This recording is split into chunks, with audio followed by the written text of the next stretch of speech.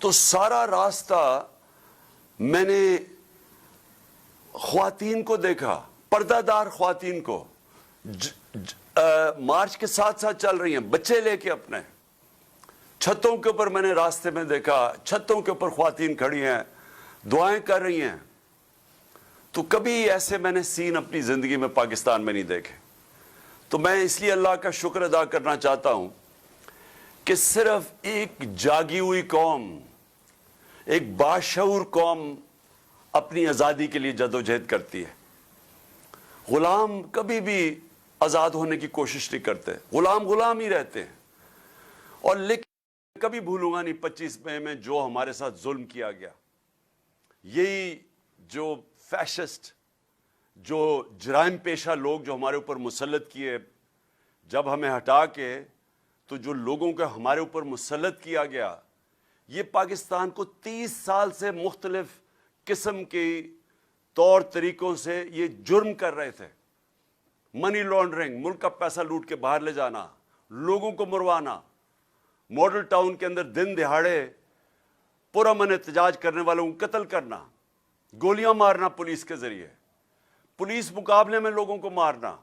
یہ شہباز شریف کے اوپر ایمنسٹی انٹرنیشنل یا ہیومن رائٹس واچ میں 97 سے 99 تک اس کے اوپر رپورٹ ہے کہ اس نے کئی 100 لوگ پولیس مقابلے میں مروائے.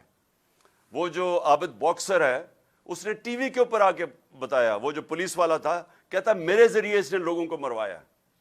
رانا ثناء اللہ کے اوپر 18 قتل, عابد شیر علی کا باپ کہتا ہے اس نے قتل کیے. سارا فیصلہ آباد جانتا ہے اس کو. قبضہ گروپ ہر جرم میں یہ شریک ہے. انہوں نے مل کے 25 مئی کو ہمارے اوپر جو کیا, گھروں میں گئے, کارکنوں کے گھروں میں گئے, ان کی عورتوں کے سامنے یعنی آدمیوں کو پکڑ کے لے کے گئے, بچوں کو لے کے گئے, تھانوں میں رات کو لے کے گئے. کوئی ہر اس ملک کے جو حقوق, انسانی حقوق کی خلاف ورزی کرتے ہوئے وارنٹ کے بغیر گھسے لوگوں کے گھروں میں. اور انہوں نے پھر جو عورتیں بچے, یعنی ہماری جو تحریک انصاف کے جلسے ہیں, کبھی پاکستان میں ایسے جلسے نہیں ہوئے. ہماری جو پروٹیسٹ ہے, جو احتجاج ہے, ان کے پر فیملیز آتی ہیں, عورتیں بچے آتے ہیں, اوپر سے لے کے نیچے تک, انگلش میڈیم سے, اردو میڈیم سے, دینی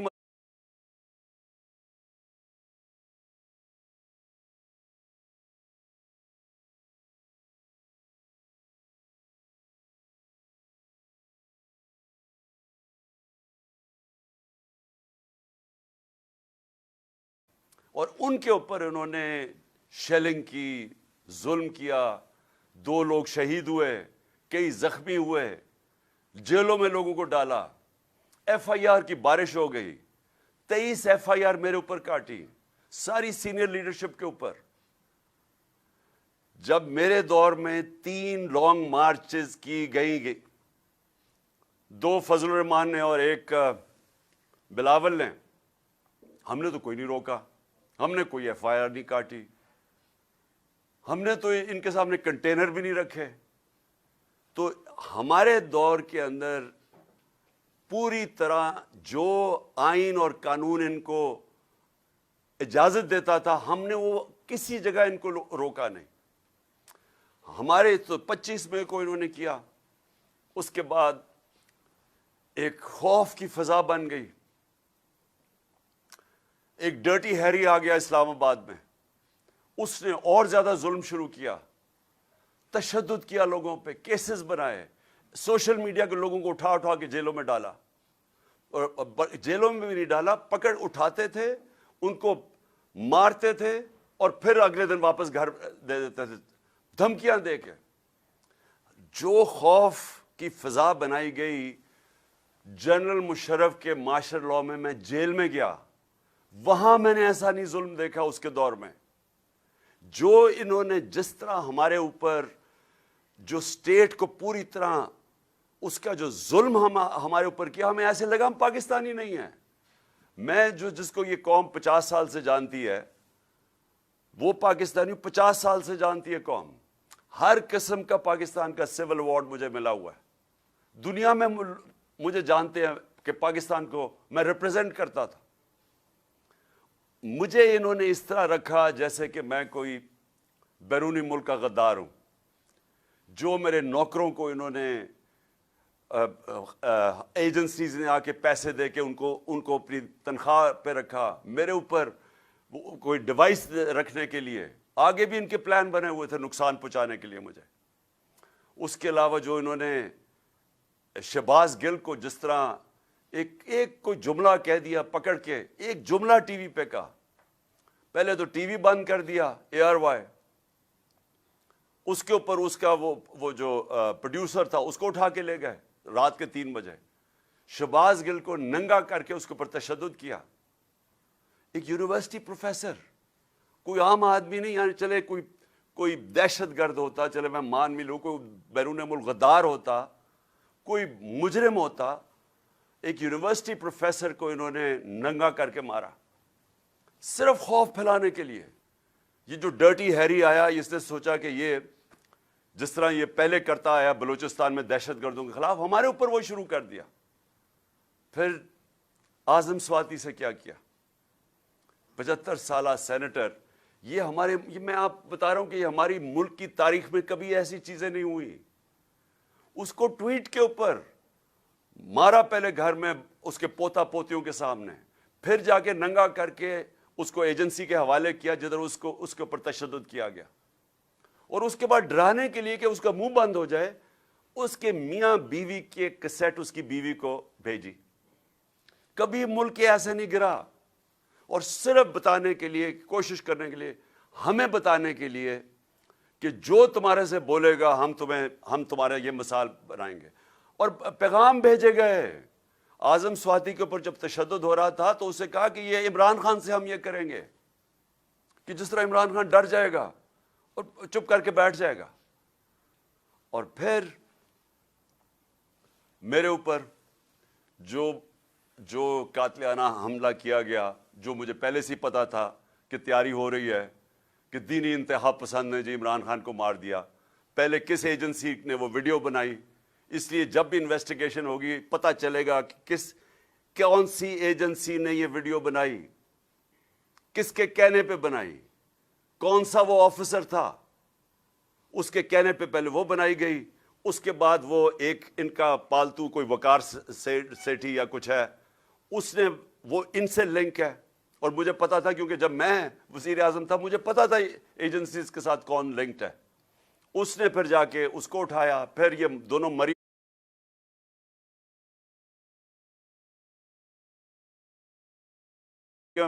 دونوں نے اس کو پریس کانفرنس کی. پھر پی ٹی وی پہ 4 دن پروگرام ہوا اس کے اوپر, صرف بتانے کے لیے کہ عمران خان نے دین کی توہین کی ہے. اور تیاری یہ کر رہے تھے کہ اب اس کی آڑ میں ایک دینی انتہا پسند اسے مار دے گا. میں نے یہ 24 سپٹمبر کو بھی پبلک کو بتایا, اور پھر 6 اکتوبر 7 اکتوبر کو جلسوں میں بتایا کہ یہ ان کا پلان بن رہا ہے. اس انتہا پہ کہ کوئی اس ملک کے اندر, جو میں چھوڑیں کہ میں عمران خان ہوں, کوئی بھی دنیا کا ملک ہو, اس کے اگر ایک ملک میں جو سب سے بڑی جماعت ہے, جو ایک فیڈرل پارٹی ہے, کیونکہ پولیٹیکل پارٹیز ملک کو اکٹھا رکھتی ہیں, ملک کی فوج نہیں اکٹھا رکھ سکتی, نہیں تو اس پاکستان نے علیحدہ نہیں ہونا تھا. پولیٹیکل پارٹیز ملک کو اکٹھا رکھتی ہیں, اور جو پارٹی سارے ملک میں واحد پولیٹیکل فیڈرل پارٹی ہے, اس کو ختم کرنے کی کوشش کی گئی, ہر کوشش کی گئی اسے ختم کرنے کی. اور یہ کون کر رہا تھا, کیا اس کا مقصد تھا, اس کے اوپر میں اینڈ میں آؤں گا. لیکن یہ ساری چیزیں ہم نے برداشت کی, اس کے باوجود ہم نے یہ مارچ کی. اور ہم نے مارچ اس لیے کی, پالیٹکس کے لیے نہیں کی, یہ سیاست کے لیے نہیں ہو رہا. مجھے 6 مہینے میں ہر جگہ پہ, کئی جگہ کے اوپر مجھے لیٹر آتا تھا کہ آپ اگر اس جلسے میں جائیں گے تو آپ کی جان خطرے میں ہے. کئی جگہ چیف سیکرٹری لیٹر بھیجتا تھا کہ جی آپ کی جان, ملتان کا جلسہ نہ کریں, آپ کی جان خطرے میں. کئی جگہ ہے. اس کا مجھے خود پتا تھا کہ یہ پلان بنا رہے ہیں مجھے مارنے کا. اس کے باوجود میں نکلا. اور آج انشاءاللہ میں ابھی آپ کو ڈیٹ دوں گا اینڈ میں, کہ میں آ رہا ہوں پنڈی، مجھے پتا ہے کہ ابھی میری جان خطرے میں ہے، سب کو پتا ہے، کیونکہ یہ لوگ جنہوں نے ابھی کوشش کی ہے یہ ابھی بھی وہیں بیٹھے ہیں، تو مجھے پتا ہے جان خطرے میں ہے، لیکن میں کیوں اس کے باوجود نکلوں گا؟ سیاست کے لیے نہیں، مجھے سیاست کیا دے سکتی ہے جس کو اللہ سب کچھ دے چکا ہے؟ میں ایک حقیقی آزادی کی جنگ لڑ رہا ہوں۔ میں سمجھتا ہوں کہ موت غلامی سے زیادہ بہتر ہے، ایک غلام کی زندگی سے بہتر مر جانا ہے، اور خاص طور پہ ان چوروں کی غلامی، یہ جو 30 سال سے چوروں کا ٹولہ ملک کو لوٹ رہا تھا، اب اکٹھا بیٹھ گیا ہے، جو پہلے ایک دوسرے کے خلاف لڑتا تھا، ان کی غلامی سے یا ان کے بچوں کی غلامی جو یہ تیار کر رہے ہیں اپنے بچے، اس سے بہتر ہے مر جاؤ۔ میں اس لیے نکل رہا ہوں، اور میں اپنی ساری قوم کو بھی کہہ رہا ہوں کہ دیکھیں، آپ نے فیصلہ کرنا ہے کہ کیا ہم نے اسی طرح چلنا ہے؟ کیا ان چوروں کے بعد جو اپنے بچے تیار کر رہے ہیں اور بچوں نے زندگی میں 1 گھنٹہ کام نہیں کیا، ان کا صرف کام، ان کو صرف ایک چیز آتی ہے، منی لانڈرنگ۔ وہ چھوٹی عمروں میں وہ اربوں پتی بن گئے تھے، کیونکہ ماں باپ نے ان کے نام پہ یا چوری کر کے پیسہ ان کے نام پہ چیزیں لی ہوئی ہیں۔ یہ جو 4 لندن میں مہنگے اربوں روپے کے مے فیئر کے جو اپارٹمنٹس ہیں، یہ مریم کے نام پہ تب تھی جب یہ کوئی 20-21 سال کی تھی، اور یہ جو اس کا بیٹا ہے حسن شریف، 10 ارب روپے کا گھر بیچا اس نے لندن کے اندر۔ کدھر سے پیسہ آیا؟ تو یہ سارے بچے شروع میں ہی، یہ جو تیار کر رہے ہیں بچے، ان کی یہ خاصیت ہے کہ یہ منی لانڈرز ہیں سارے۔ وہ بلاول، اب بلاول، میں آپ کو یہ بتاؤں کہ سیاست میں تو اس کا کوئی مستقبل ہی نظر آ رہا، اردو ابھی تک صحیح طرح بولا نہیں ہے، یعنی ہر دفعہ اردو بولتا ہے تو اور لوگوں کو سمجھ نہیں آتی کیا کہہ رہا ہے، لیکن اس کا میں آج آپ کو پیشن گوئی کرتا ہوں، اس کی زندگی کا زیادہ حصہ کس پہ لگے گا کہ اس کے باپ نے چوری کر کے پیسہ دنیا میں کدھر کدھر رکھا ہوا ہے، یہ اب ڈھونڈتا پھرے گا کہ اس کے باپ نے چوری کا پیسہ کدھر کدھر رکھا ہوا ہے۔ تو ان کے نیچے اگر یہ کوئی سمجھتا ہے کہ یہ ایک عظیم قوم ان کی غلامی کرے گی، یہ قوم کبھی یہ تسلیم نہیں کرے گی ان کو۔ اس لیے یہ مارچ ہے، اور یہ جو حقیقی آزادی کی مارچ ہے یہ ابھی ختم نہیں ہوگی۔ میں آخر میں بتاتا ہوں کہ ہم نے کس دن کیا کرنا ہے، لیکن میں یہ آپ کو بتا دوں کہ یہ مارچ، یہ جب تک ہم اس ملک کو حقیقی طور پہ آزاد نہیں کرتے، ہم نہیں رکیں گے۔ آپ تو حقیقی آزادی کی میں ساری قوم کو یاد کرا دوں، 2 اس کے ستون ہیں جس کے اوپر حقیقی طور پہ قوم آزاد ہوتی ہے۔ سب سے پہلا، قوم کے فیصلے قوم میں ہوں، کسی اور قوم کی غلامی نہ کرے، ہم کسی سپر پاور کی غلامی نہ کریں۔ لا الہ الا اللہ اس نعرے کے اوپر بنا تھا پاکستان۔ لا الہ الا اللہ ایک دعویٰ ہے کہ میں آزاد ہوں، میں صرف ایک اللہ کے سامنے جھکتا ہوں، باقی میں آزاد ہوں۔ ایک خودداری کا یہ دعویٰ ہے، ایک قومی غیرت کا دعویٰ ہے۔ یہ نہیں ہوتا کہ وہاں جا کے دنیا کے باہر چکر مارو اور ہاتھ پھیلا کے کہو کہ میں مانگنے تو نہیں آیا، میں مجبور ہوں۔ اس لیے تو یہ نہیں ملک بنا تھا، اس لیے تو قائد اعظم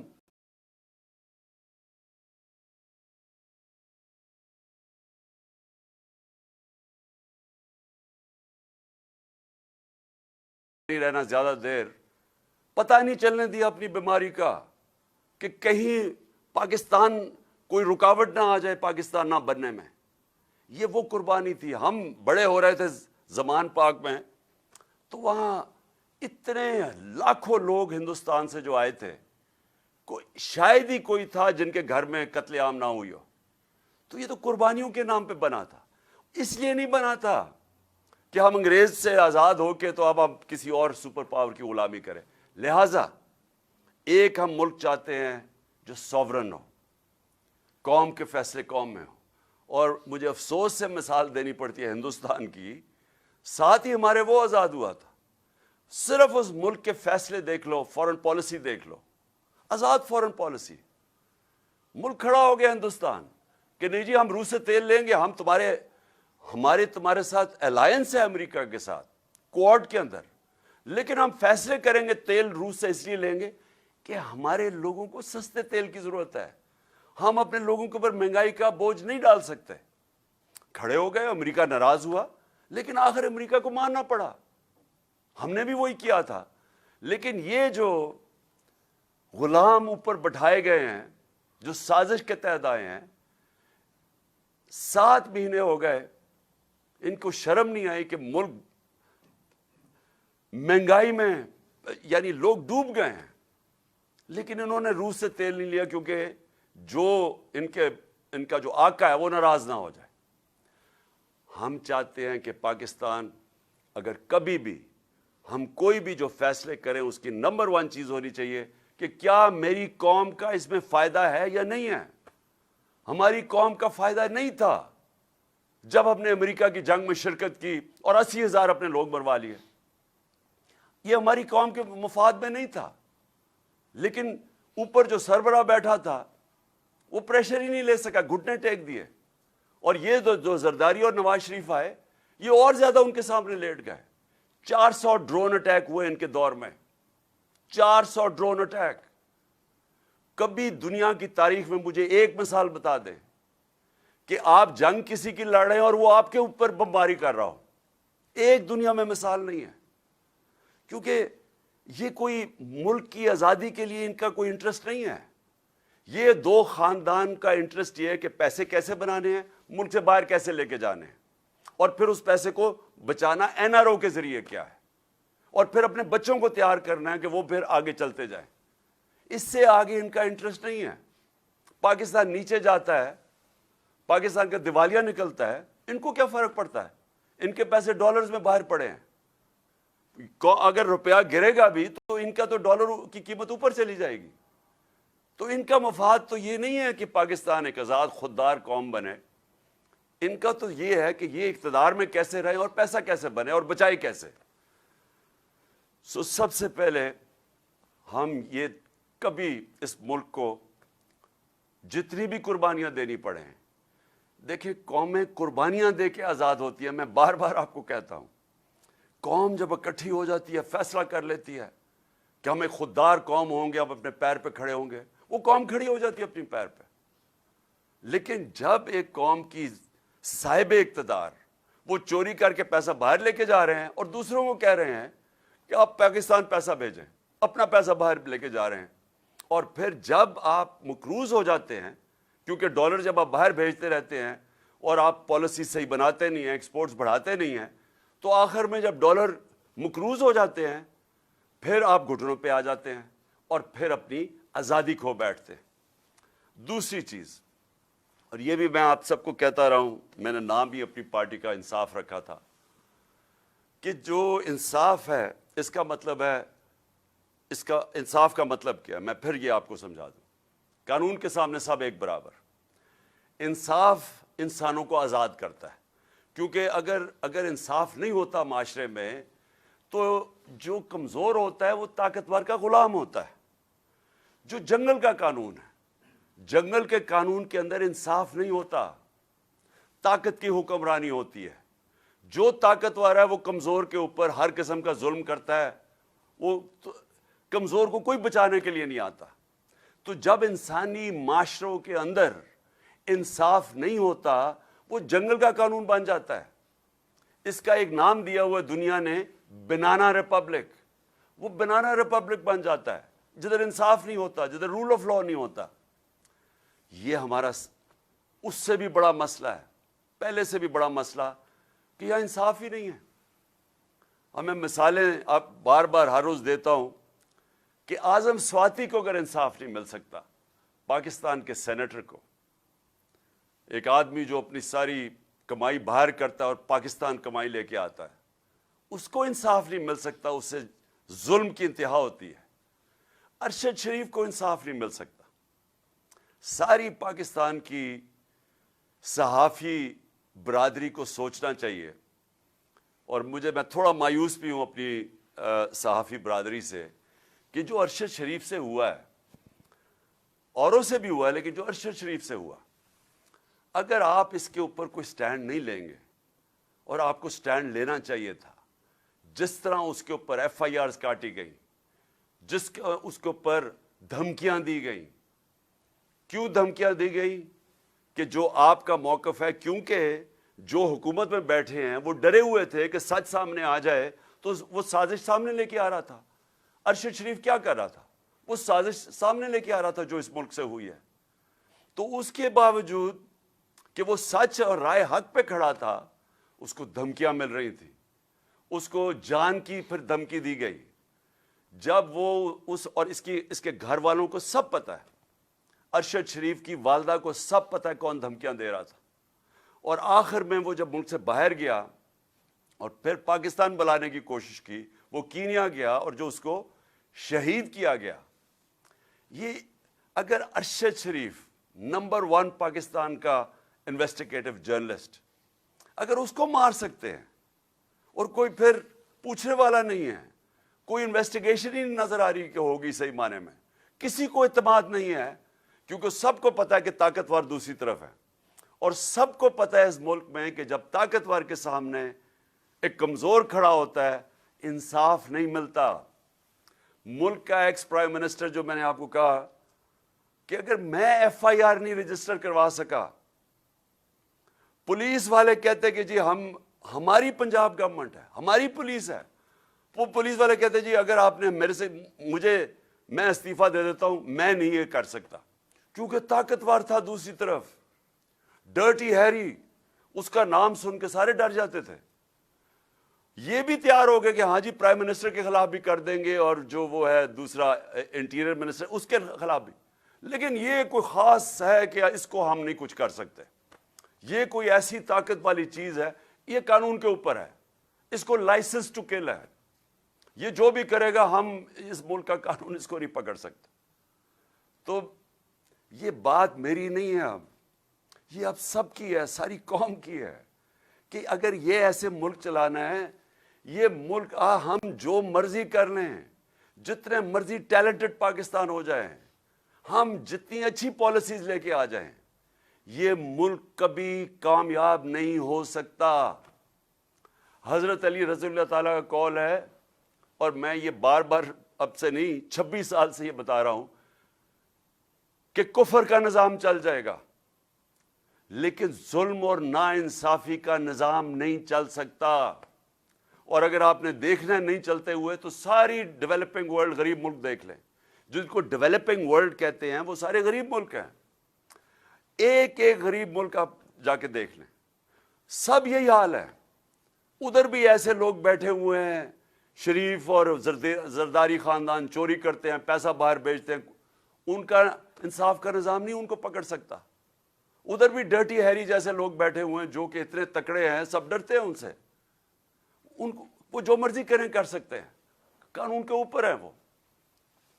اور دوسری طرف سارے امیر ملکوں میں چلے جائیں، دنیا کے سارے پیسے والے ملکوں پہ چلے جائیں، جدھر خوشحالی ہے، جدھر ہمارے پاکستانی اتنی کوشش کرتے ہیں یہاں سے ویزا لے کے باہر جانے کے لیے.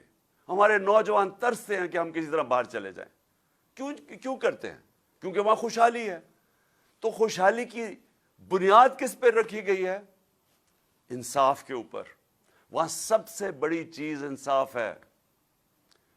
میں جب برطانیہ میں گیا تو وہاں آپ کو کوئی قبضہ گروپ نہیں نظر آتا. کسی کی زمینوں پہ قبضے کسی کی ضرورت نہیں ہے کرنے کی، کیونکہ عدالتیں انصاف کرتی ہیں. وہاں آپ کو اگر کوئی طاقتور یہ سمجھتا ہے کہ وہ قانون توڑے گا اور وہ بچ جائے گا، برطانیہ کا پرائم منسٹر بھاری اکثریت سے جیتنے والا بورس جانسن ایک قانون چھوٹا سا توڑتا ہے. یہاں خبر بھی نہیں بنی تھی پاکستان میں کہ وہ آفس کے لوگ جمع ہو جاتے ہیں جب وہ کرونا کے دور میں سوشل ڈسٹینسنگ تھی. اس چیز کے اوپر وہ ریزائن کر دیتا ہے کیونکہ اس نے قانون توڑا ہے جو لوگوں کے لیے بنایا ہوا تھا. وہاں انصاف کا نظام ایسا ہے کہ ہر جو کمزور سے کمزور آدمی بھی ہے اسے پتہ ہے کہ مجھے تحفظ ملے گا، کیونکہ جو ان کی عدالتیں ہیں، جو ان کا انصاف کا نظام ہے، وہ ان کے حقوق کی حفاظت کرتا ہے. میں نے آپ کو اپنی مثالوں کو دی، میں آپ کو ایک اور مثال دیتا ہوں. میرے اوپر یہ جیو نے یہ جو گھڑی کی ساری کہانی اور پیچھے اس کے سارے نون لیگ اور ڈرٹی ہیری بھی تھا، انہوں نے کہانی بنائی میرے اوپر کہ جی میں نے وہ گھڑی کا جو کیا. اب اگر مجھے پاکستان کی، میں نے کیس تو یہاں بھی کروں گا، لیکن پاکستان کی عدالتوں میں مجھے افسوس سے کہنا پڑتا ہے کہ مجھے یہاں انصاف نہیں ملے گا. اس لیے میں امریکہ جا رہا ہوں، اس کے اوپر کیس کر رہا ہوں، میں برطانیہ اس کے اوپر کیس کر رہا ہوں، یہ جیو اور شکیل الرحمان اس کا یہ جو گروپ ہے، اور میں دبئی میں کیس کر رہا ہوں. اور میں آج آپ کو کہتا ہوں کہ میں کیوں وہاں کر رہا ہوں، کیونکہ مجھے پتہ ہے مجھے انصاف ملے گا وہاں. مجھے پتہ ہے کہ اس نے جو میرے اوپر میری عزت کی توہین کی ہے، مجھے پتہ ہے کہ وہاں ان کی عدالتوں میں، کیونکہ میرا کیس لڑا ہوا ہوں وہاں، بہت بڑا کیس ہوا تھا میرا اور ایئن بوتھم کا برطانیہ کی عدالت میں. وہ مین ہیڈ لائنز کیس تھا، 3 ہفتے وہ کیس چلا تھا. مجھے پتہ ہے وہاں عدالتیں کیسے چلتی، اور وہ بھی یہی تھا، ہرجانہ کا کیس تھا. تو مجھے تو پتہ ہے وہ کیسے چلتا ہے. اور مجھے پتہ ہے کہ جو اب انہوں نے جو کیا ہے، اس کے اوپر جو ہرجانہ،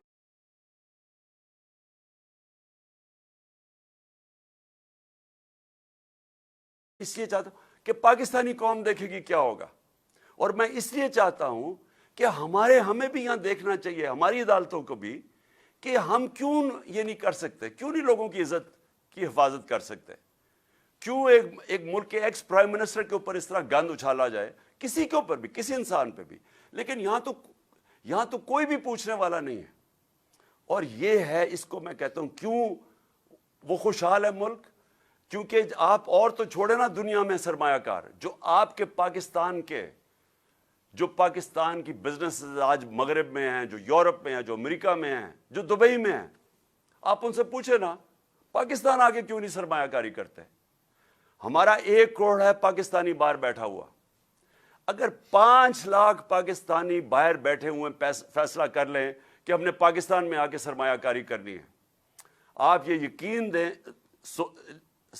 یقین سے میں آپ کو کہتا ہوں کہ یہاں اتنا ڈالر آ سکتا ہے پاکستان میں کہ ہمیں کسی کے سامنے ہاتھ پھیلانے کی ضرورت نہیں ہے. ہمارے اپنے اوورسیز پاکستانی اگر یہاں پاکستان میں سرمایہ کاری کرنی شروع کر دیں، ہمیں کوئی مسئلہ نہ ہو کہ ہم بھاگے پھر رہے ہیں، کبھی یہاں پیسے مانگ رہے ہیں یا ہمارے روپیہ گر رہا ہے. لیکن وہ آتے کیوں نہیں ہیں؟ ان سے پوچھیں کہ کیوں نہیں وہ پاکستان میں آ کے سرمایہ کاری کرتے. سب سے بڑا مسئلہ یہ ہوگا، ایک انگریزی کا لفظ ہے کانٹریکٹ انفورسمنٹ. ان کو یہ خوف ہوتا ہے کہ اگر ان سے یہاں کوئی فراڈ ہوگا تو یہاں ان کو کوئی تحفظ نہیں ملے گا.